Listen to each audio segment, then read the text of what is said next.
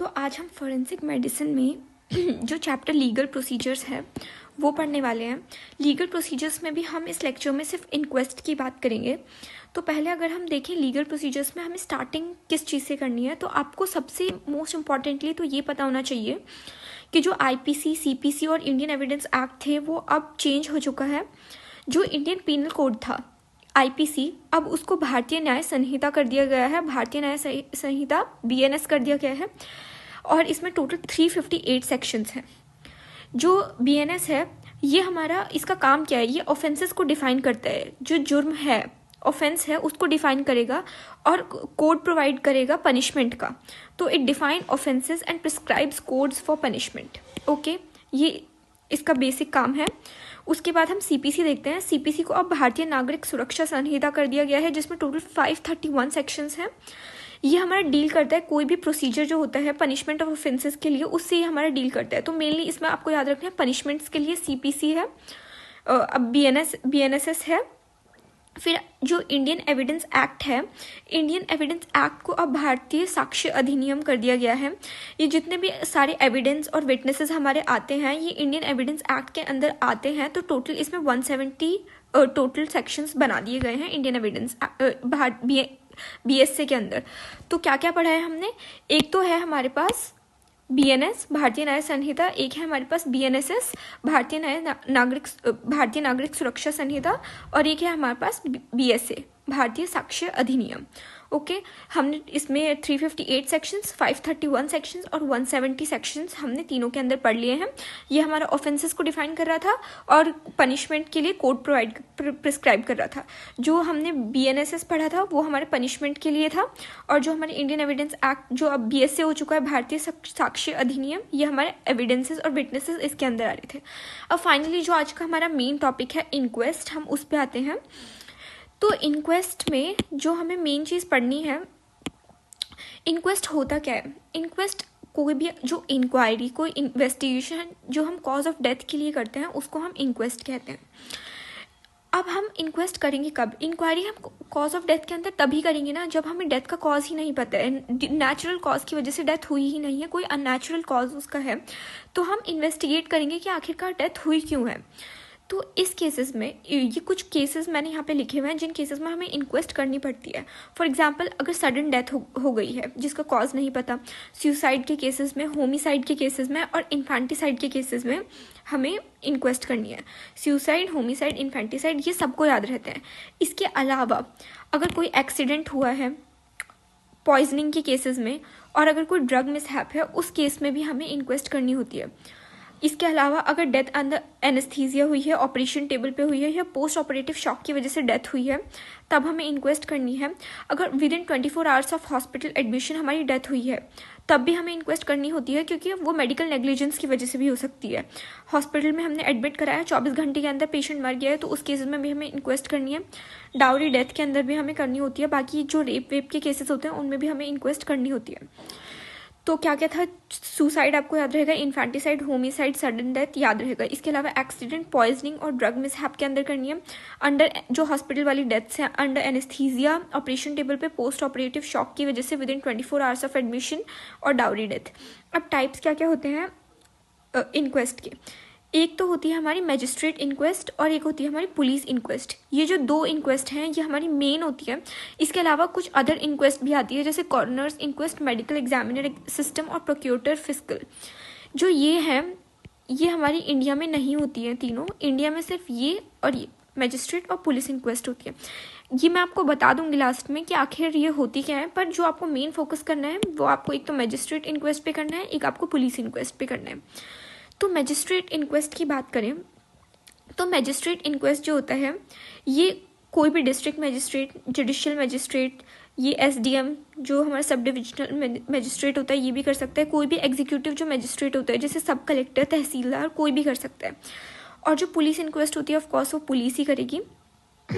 Magistrate inquest हमारा BNSS 196 में आ गया है। पहले नंबर अलग था, 170s में था शायद, अब नंबर अलग हो चुका है। तो आपको ये ध्यान रखना है कि बीएनएसएस 196 में मैजिस्ट्रेट इंक्वेस्ट है और पुलिस इंक्वेस्ट हमारा बीएनएसएस 194 में है। अब मैजिस्ट्रेट इंक्वेस्ट वही जो मैंने अभी आपको बताया, डीएम, एसडीएम, मैजिस्ट्रेट, करते हैं और पुलिस इंक्वेस्ट हमारा पुलिस ऑफिसर करते हैं। इसमें जो पुलिस ऑफिसर जो इंक्वेस्ट करेगा, आप वो पुलिस ऑफिसर को इन्फॉर्म करना पड़ेगा मैजिस्ट्रेट को, पर मैजिस्ट्रेट तो सबसे बड़ी वो पोस्ट है ना, तो उसको किसी को इन्फॉर्म नहीं करना है। इसमें कौन कौन से केसेस हैंडल करते हैं, हर तरह के केसेस में जो भी उसको सस्पिशियस लगती है मैजिस्ट्रेट इंक्वायर कर सकता है। पुलिस इंक्वेस्ट हमारी इन केसेस में होती है, ये मैं अभी आपको लास्ट में बताऊंगी। पुलिस इंक्वेस्ट इन केसेस में होती है, और पुलिस तब इंक्वेस्ट नहीं कर सकती अगर कस्टडी के अंदर ही किसी पेशेंट की या जेल के अंदर ही किसी पेशेंट की डेथ हुई है, पुलिस फायरिंग की वजह से हुई है, डाउरी डेथ हुई है। इन केसेस में हमें मैजिस्ट्रेट इंक्वेस्ट करेगा। उसके बाद जो विटनेसेस होते हैं, पुलिस इंक्वेस्ट में पंचाज होते हैं। पंचाज हम जो होते हैं वो विटनेसेस होते हैं जो रैंडमली हम चूज करते हैं और वो रिपोर्ट को साइन करेंगे। जबकि मैजिस्ट्रेट इंक्वेस्ट में पुलिस हमारे मैजिस्ट्रेट को हेल्प करती है। इसमें किसी भी विटनेस का सिग्नेचर नहीं चाहिए होता है, यहाँ पे पंचाज का सिग्नेचर चाहिए होता है। तो यहाँ पे हमने देख लिया, यहाँ पे विटनेसेस इंपॉर्टेंट है, यहाँ पे विटनेसेस की कोई वैल्यू नहीं है। ओके, अब हम बाद में ये देखते हैं warrant for arrest.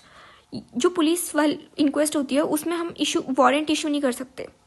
Cognizable offences के लिए हम जो अक्यूज्ड होता है उसको अरेस्ट कर सकते हैं, पर जो मैजिस्ट्रेट इंक्वेस्ट होती है उसमें वारंट इशू होता है अक्यूज्ड के अगेंस्ट। एग्ज्यूमेशन सिर्फ मैजिस्ट्रेट कर सकता है, पुलिस नहीं कर सकती। ऑटोप्सी हमारी पुलिस डेड बॉडीज को सेंड करती है, ऑटोप्सी के लिए मैजिस्ट्रेट नहीं करता।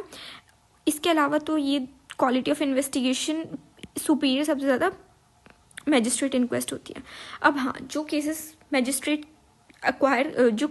मैजिस्ट्रेट इंक्वेस्ट के लिए इंपॉर्टेंट होते हैं, एक बार वो देख लेते हैं। मैजिस्ट्रेट इंक्वेस्ट के लिए इसका निमोनिक है ये ABCDEF। ओके, अब मैं बताती हूँ आपको मैजिस्ट्रेट कब कब इंक्वेस्ट करते हैं। ये पूरी टेबल में से एक तो आपको नंबर याद रखना है।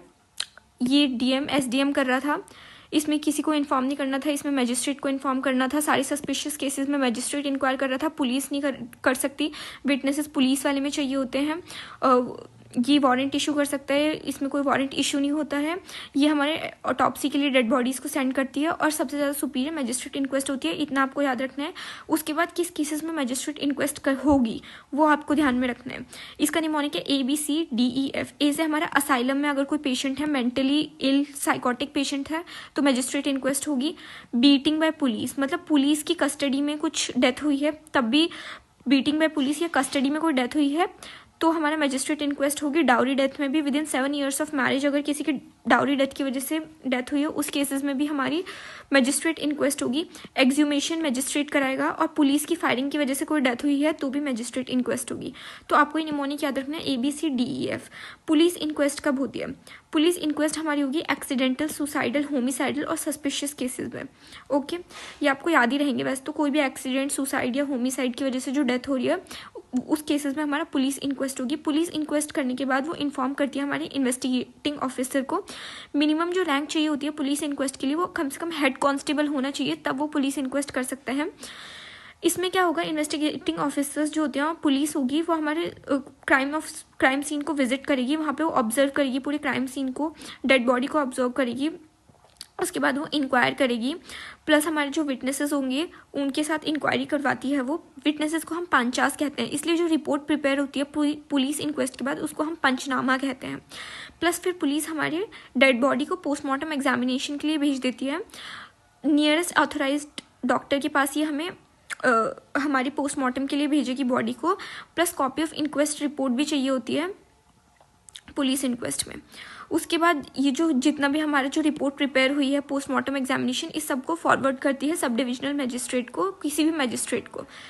इसके अलावा जो पुलिस होती है, पुलिस के पास पावर होती है तो समन द पर्सन, और उसको हमारा पर्सन को अटेंड करना होता है। He is answerable to the police. ये हमारा अंडर BNSS 195 आता है, और अगर उसने रिफ्यूज़ कर दिया है तो वो पनिशेबल होता है। प्लस उसे इम्प्रिजनमेंट हो सकता है 6 months का, या फिर फाइन हो सकता है 1000 रुपीज़ का। तो इसमें जो हमने मोटा मोटा ये पढ़ा है हमने इसमें कि पुलिस इंक्वेस्ट इन केसेस में होती है, इन्वेस्टिगेटिंग ऑफिसर को उन्हें इन्फॉर्म करना होता है, क्राइम सीन पे जाके विजिट करेंगे, इंक्वायरी करेंगे, पंचनामा प्रिपेयर करेंगे, पोस्टमार्टम एग्जामिनेशन के लिए भेजेंगी, जो रिपोर्ट वगैरह सब प्रिपेयर हुई हैं उसको मैजिस्ट्रेट को भेजती है। मैजिस्ट्रेट के अलावा इस पैरा में जो मेन आपको याद रखना है वो ये है कि पुलिस किसी भी पर्सन को समन कर सकती है, उसको आना होता है, he is answerable to him. अगर वो नहीं आया तो ही इज पनिशेबल, इम्प्रिजनमेंट हो सकता है up to 6 months of age, plus उसे फाइन पड़ सकता है 1000 रुपीज़ का। और ये याद रखना कि समन करने का जो पुलिस का वो है वो 195 BNSS में आता है। ओके, अब इंक्वेस्ट और हाँ, मैजिस्ट्रेट इंक्वेस्ट की अगर बात करें तो मैजिस्ट्रेट जो होता है वो किसी भी केस में जो उसको सस्पिशियस लग रहा है ही कैन इंक्वायर। ओके, वो इंक्वेस्ट कर सकता है। और नेशनल ह्यूमन राइट्स कमीशन के अकॉर्डिंग जो मैजिस्ट्रेट होता है उसकी इंक्वेस्ट मैंडेटरी होती है कस्टोडियल डेथ में, कस्टोडियल रेप में, फाउल प्ले का जब सस्पेशन होता है, इस सब केसेस में हमारे इस मैजिस्ट्रेट को इंक्वेस्ट करनी होती है। इसके अलावा वही सस्पिशियस जितनी भी डेथ होती है जिसमें उसको लग रहा है कि उसको इंक्वेस्ट करनी चाहिए, ही कैन इंक्वेस्ट। ओके, अब जब वो इंक्वेस्ट कर रहा होता है तो उसको रिलेटिव्स को इन्फॉर्म करना है, पेरेंट्स, चिल्ड्रंस, ब्रदर्स वगैरह जो भी है उसके रिलेटिव्स है, इंक्वेस्ट के टाइम उन सबको इन्फॉर्म करना है और वो प्रेजेंट रहेंगे इंक्वायरी के टाइम पे। और जो मैजिस्ट्रेट होता है 24 आवर्स के अंदर उसको एग्जामिनेशन के लिए बॉडी को भेजना पड़ता है। इंक्वेस्ट के थ्रू हम एक तो 4 चीज़ों का पता लगा सकते हैं। हम जो डिजीज्ड है उसका आइडेंटिफिकेशन कर सकते हैं कि मरा कौन है आखिर, place of death, time of death और कॉज ऑफ डेथ हम पता लगा सकते हैं। अगर ये याद रखना कि अगर कोई भी डिस्क्रिपेंसी होती है इंक्वेस्ट रिपोर्ट और पोस्टमार्टम रिपोर्ट में, तो जो पोस्टमार्टम रिपोर्ट होती है वो सुपीरियर होती है as compared to inquest report.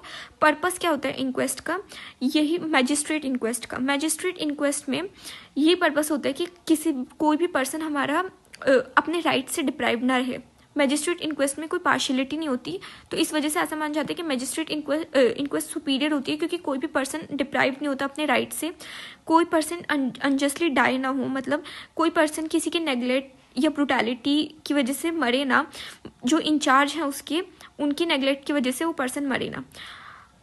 कि हमने पढ़ा था कि जो एग्जीमेशन होता है वो भी मैजिस्ट्रेट कराता है, तो in case of buried body भी हमारी मैजिस्ट्रेट इंक्वेस्ट होगी। बरीड बॉडी में कोई डाउट ना रहे उसके आइडेंटिटी के लिए कि मतलब वो कौन मरा है, एग्जीमेशन के केसेस में उस पर भी हमारा मैजिस्ट्रेट इंक्वेस्ट इंपॉर्टेंट होती है। इसकी मतलब जो बरीड बॉडी है उसकी आइडेंटिफिकेशन और कॉज और मैनर ऑफ डेथ जब हमें पता लगाना होता है तो मैजिस्ट्रेट इंक्वेस्ट होगी। ओके, तो हमने यहाँ पे क्या क्या पढ़ लिया, हमने यहाँ पे मैजिस्ट्रेट इंक्वेस्ट पढ़ ली, पुलिस इंक्वेस्ट पढ़ ली। लास्ट में मैं थोड़ा सा समराइज कर दूंगी, ये आप थोड़ा देख लेना। कॉरोनर्स इंक्वेस्ट होता क्या है, कॉरोनर क्या होता है, कोई भी एडवोकेट, अटॉर्नी या फर्स्ट क्लास मैजिस्ट्रेट होता है with 5 years of experience. Okay, या फिर कोई मेट्रोपॉलिटन मैजिस्ट्रेट, इसको हमारी स्टेट गवर्नमेंट अपॉइंट करती है to inquire into the unnatural या फिर suspicious death. Last coroner inquest हमारी इंडिया में जुलाई 1999 में मुंबई में हुई थी। मेडिकल एग्जामिनर सिस्टम क्या होता है, ये हमारे यूएस में फॉलो होता था। ये कोई भी मेडिकल मैन कर सकता है जो अपॉइंटेड होता है इंक्वेस्ट करने के लिए। वो हमारे क्राइम सीन पे जाएगा, फर्स्ट हैंड एविडेंस को कलेक्ट करेगा, आसपास के लोगों को इंटरव्यू करेगा और जितनी भी इंफॉर्मेशन उसको गैदर करता है रिगार्डिंग द डेथ कैसे हुई है, ऑटोप्सी परफॉर्म करेगा, ऑटोप्सी की फाइंडिंग्स को वो कोरिलेट करता है एविडेंसेस के साथ और फिर कॉज और मैनर ऑफ डेथ का पता लगाता है। ये जो सिस्टम होता है ये बहुत अच्छा सुपीरियर माना जाता है अदर इंक्वेस्ट से। ओके, कॉरोनर सिस्टम से भी ज़्यादा सुपीरियर हमारे मेडिकल एग्जामिनर सिस्टम होता है। पर मेडिकल एग्जामिनर जो होता है इसके पास कोई जुडिशियल पावर नहीं होती। इसका मतलब ये हमारा विटनेस को एग्जामिन नहीं कर सकता है, ना ही किसी पर्सन को अरेस्ट करा सकता है। फिर प्रोक्योटर फिस्कल भी एक पब्लिक प्रोसिक्यूटर होता है, स्कॉटलैंड में था ये प्रोक्योटर फिस्कल। इसके पास पावर होती है टू इन्वेस्टिगेट क्रिमिनल मैटर्स। बस इसमें इतना ही याद रखना, ये हमारा ऑटोप्सी की रिक्वेस्ट करता है फॉरेंसिक पैथोलॉजिस्ट से और हमारा प्रोसिक्यूटर्स को केस प्रेजेंट करता है। ये हमारा डिफरेंस है कॉरोनर इंक्वेस्ट और मैजिस्ट्रेट इंक्वेस्ट में। कॉरोनर इंक्वेस्ट हमारी कोर्ट ऑफ इंक्वायरी में होती है, मैजिस्ट्रेट इंक्वेस्ट हमारी कोर्ट ऑफ ट्रायल में होती है। Court of inquiry, court of trial, इसमें जो अक्यूज्ड होता है उसको ट्रायल में प्रेजेंट नहीं होना होता, पर मैजिस्ट्रेट कोर्ट में इट इज़ इम्पॉर्टेंट कि अक्यूज्ड हमारा प्रेजेंट हो ड्यूरिंग द ट्रायल। पनिशमेंट, इसमें कॉरोनर के पास कोई पावर नहीं होती टू इम्पोज फाइन या पनिशमेंट, जबकि मैजिस्ट्रेट फाइन या पनिशमेंट कर सकता है इम्पोज। ओके, कॉरोनर हमारा पनिश कर सकता है पर्सन को कंटेम्प्ट के लिए अगर वो कोर्ट के अंदर हुआ है, पर ये हमारा कोर्ट के बाहर भी अगर कोई क्राइम उसने कमिट किया उसके लिए भी उसको पनिश कर सकता है। ये हमारे इंडिया में फॉलो होती है। तो ये हमने इंक्वेस्ट पढ़ ली। इंक्वेस्ट में जो मोटी मोटी चीज़ थी वो हमने यही पढ़ी। हमने वेट मिनट, हमने आईपीसी जो कि अब बीएनएस हो चुका है, सीपीसी जो कि अब बीएनएसएस हो चुका है, और इंडियन एविडेंस एक्ट जो अब बीएसए हो चुका है, ये पढ़ा। 350, 531, 170 ये पढ़ा। इंक्वेस्ट की डेफिनेशन पढ़ी हमने, कब कब इंक्वेस्ट करनी है ये पढ़ा। मजिस्ट्रेट इंक्वेस्ट, पुलिस इंक्वेस्ट देखा। इसके अलावा हमने coroners inquest, medical examination system और प्रोक्योटर फिजिकल देखा। ये मजिस्ट्रेट इंक्वेस्ट और पुलिस इंक्वेस्ट के बीच का डिफरेंस देखा हमने। कब कब ये ABCDEF वाला निमोनिक देखा और क्यों इंक्वेस्ट से क्या क्या चीज़ें पता लगाई जा सकती है। पुलिस इंक्वेस्ट पूरी देखी हमने, पर्पस देखा मजिस्ट्रेट इंक्वेस्ट का, कॉरोनर्स इंक्वेस्ट देखी, मेडिकल एग्जामिनेशन सिस्टम देखा, और प्रोक्योटर फिजिकल जो कि एक पब्लिक प्रोसिक्यूटर था स्कॉटलैंड में, इन्वेस्टिगेशन करा रहा था क्रिमिनल मैटर्स की। ये ऑटोप्सी की रिक्वेस्ट करता है जो कि फॉरेंसिक पैथोलॉजिस्ट परफॉर्म करेगा, और बाकी बाद में प्रोसिक्यूशन को प्रोसिक्यूशन में भेजता है। ओके, हमने कॉरोनर्स कोर्ट और मजिस्ट्रेट कोर्ट के बीच में डिफरेंस देखा। Thank you.